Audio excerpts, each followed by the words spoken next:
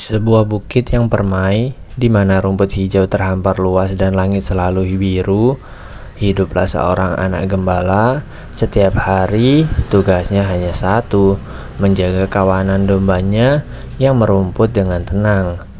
Pemandangannya memang indah, namun bagi sang anak, hari-hari terasa sama, lambat, dan sangat membosankan. Waktu seakan berhenti dan ia hanya bisa melakukan menunggu matahari terbenam. Ia bosan, sangat bosan. Hingga suatu hari, di tengah kebosanannya, sebuah ide terlintas di benaknya. Sebuah ide licik, wajahnya yang lesu seketika berubah, dihiasi senyum jahil. Ia mengambil napas dalam-dalam, lalu berlari menuruni bukit sekuat tenaga. Dengan wajah yang dibuat-buat panik, ia berteriak ke arah desa di bawah. "Serigala, tolong, ada serigala di bukit." Mendengar teriakan itu, para penduduk desa yang bekerja langsung berhenti. Rasa cemas seketika menyelimuti mereka. Tanpa pikir panjang, para penduduk desa berlari menuruni bukit dengan membawa cangkul dan garpu rumput. Mereka siap menghadapi bahaya demi menolong anak itu. Namun sesampainya di puncak, mereka tidak menemukan serigala. Mereka hanya menemukan kawanan domba yang aman dan anak gembala yang tertawa terbahak-bahak melihat kerja keras mereka. Lelucon itu tidak lucu bagi mereka. Rasa cemas para penduduk desa berubah menjadi kesal, lalu amarah. Mereka telah ditipu.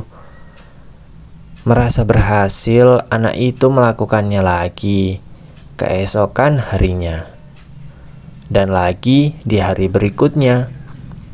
Para penduduk desa yang awalnya cemas kini menjadi jengkel. Akhirnya mereka tidak lagi peduli.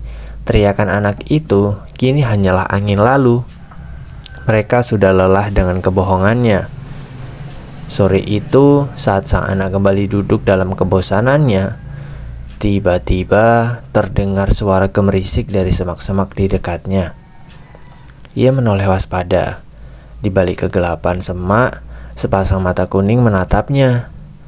Tajam, jantungnya mulai berdebar kencang.